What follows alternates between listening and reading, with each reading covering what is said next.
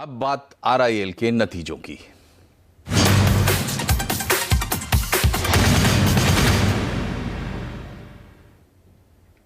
रिलायंस ने चौथी तिमाही के नतीजे पेश कर दिए हैं। कंपनी का मुनाफा और आय दोनों उम्मीद से बेहतर रहे हैं। वहीं रिटेल और टेलीकॉम कारोबार में अच्छी बढ़त हुई है। रिलायंस के नतीजों का पूरा ब्यौरा देने के लिए हमारे साथ हैं market editor Pradeep Pandya.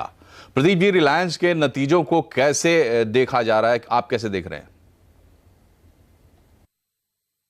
Reliance industries के नतीजे कुल मिलाकर अनुमान से बेहतर नजर आते हैं, चाहे आप आमदनी देखें या मुनाफा देखें।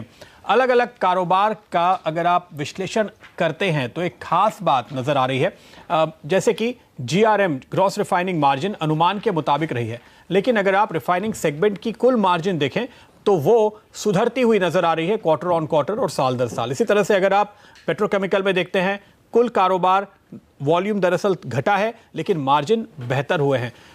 टेलीकॉम में जहां एक एवरेज रेवेन्यू पर यूजर या आरपू एक अहम क्राइटेरिया होता है, अगर आप उसको देखें तो वो उम्मीद से करीब 2-3 रुपए कम आया है, लेकिन खास बात यह है कि इस कारोबार के भी मार्जिन दरअसल बढ़े हैं। तो नए कस्टमर जुटाने के लिए अगर रेट थोड़े कम हुए या उनसे होने वाली आमदनी थोड़ी कम हो गई तो उसके बावजूद भी मुनाफे का जो कुल कमाई है वो दरअसल बढ़ी है, जो अच्छी खबर कही जाएगी।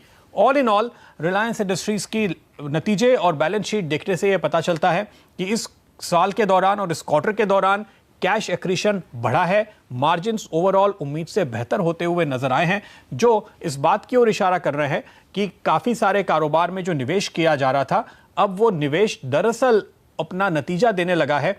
अब उसका फल नतीजे के तौर पे, मुनाफे के तौर पे और कैश फ्लो के तौर पे सामने आ रहा है। तो कुल मिलाकर रिलायंस इंडस्ट्रीज के नतीजे बाजार की उम्मीद से बेहतर नजर आते हैं। बहुत बहुत शुक्रिया प्रदीप जी।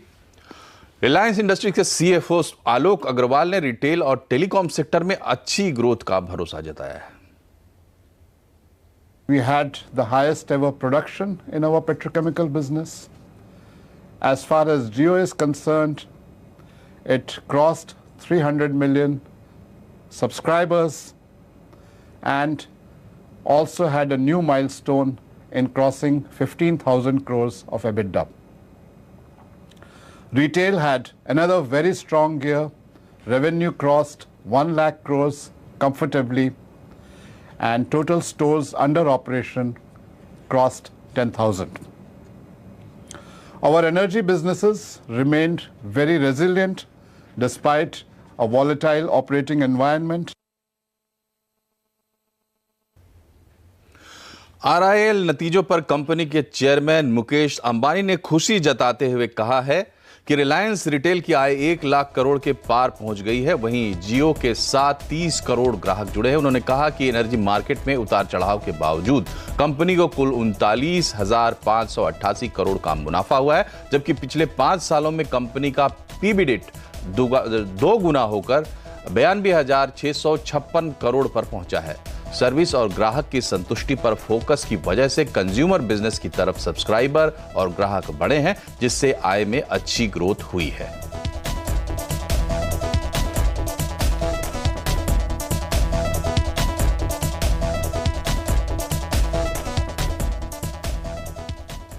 और रिलायंस के नतीजों को लेकर टारगेट इन्वेस्टिंग के फाउंडर समीर कालरा का मानना है कि अगले 2 से 3 महीनों के लिए 1,500 रुपए का टारगेट लेकर चल सकते हैं।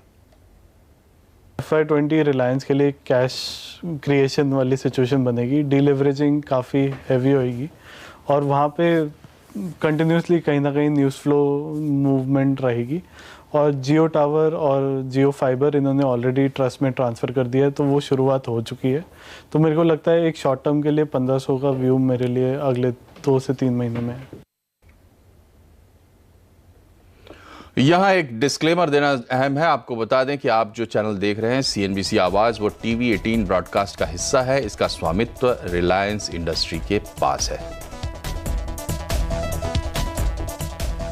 जेट एयरवेज के